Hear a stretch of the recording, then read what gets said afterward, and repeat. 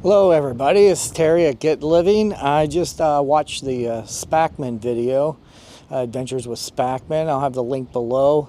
And he did the video on the green pellet stove. And I said I would do my video of it and what I've learned on working with these stoves.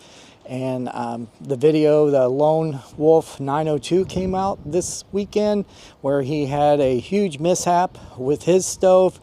And just to educate more on this subject, we're going to be talking about the green pellet stove, the Ori 5. This is the regular Ori 5, not the Max. And as you can tell, this one has the Ori 5 feeder. I use, and what I recommend is using a pick. And I use this because I can scrape with inside all the way around. As you can see, I didn't clean this yet, but I usually do clean this when I get to the campsite. I do show some of that in my video, actually cleaning the glass of the aesthetics.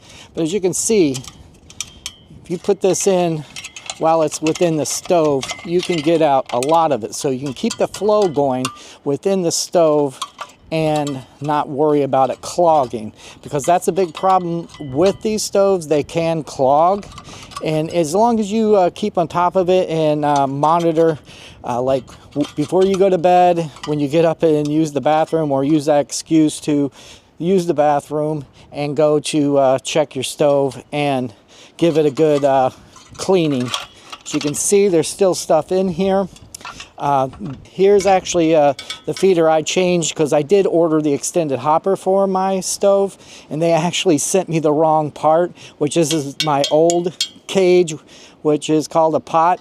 But as you can see, this is my most well used. I've only used this cage twice, which I call them a cage. But as you can see, it's starting to wear there. So they sent me this out after I requested for the extended hopper, but they said it was parts that have to be changed on the regular. So, which they're not terribly expensive, but you can see how thin that is right there. And that's from heavy use, and that actually faces the flame or goes in the direction of the flame when it's coming out. I actually have used this stove for over a year now. I did see it on the Adventures with Spackman and his channel, and then I thought I'd try it out. I've only had the smoke come up when I had the hopper in here once, and that's because I let it run out completely.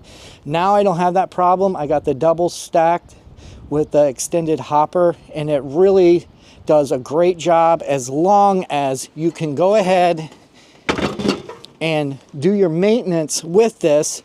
I do it before I go to bed, when I wake up in the middle of the night, and then when I check it in the morning. And that's better than any kind of stick stove, which you're normally going to be feeding those like every hour and a half, every 2 hours, depending on what kind of logs you're burning. But usually I found out between an hour and a half, 2 hours, you are definitely getting colder, and then going and checking the fire when you have a stick stove. This actually gives you more sleep when you're out there camping, and that's what I really enjoyed about it. But I did know the learning curves, because my smoke out problem, I didn't really have it completely. It started to happen when I was testing it here in my backyard. That's where I'm out now, is just doing a quick video and just educating people on the dangers of like any stove. This stove, specifically talking about this stove this time. And as you can see, the feeder usually goes in here. This goes down like this inside of it. And then you clean it and get all you can out of it. And then you will have good airflow. Make sure your damper's on for the flue that's coming out. Make sure the damper's open, and then you keep the actual burner on high on sleeping situations.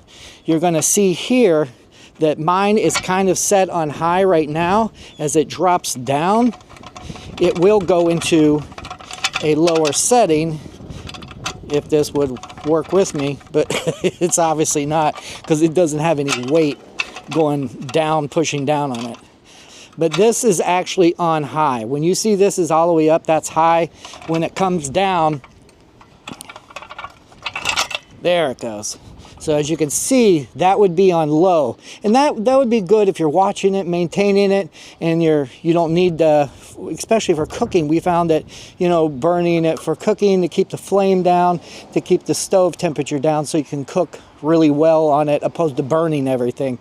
But that would be the low setting, and this would be the high.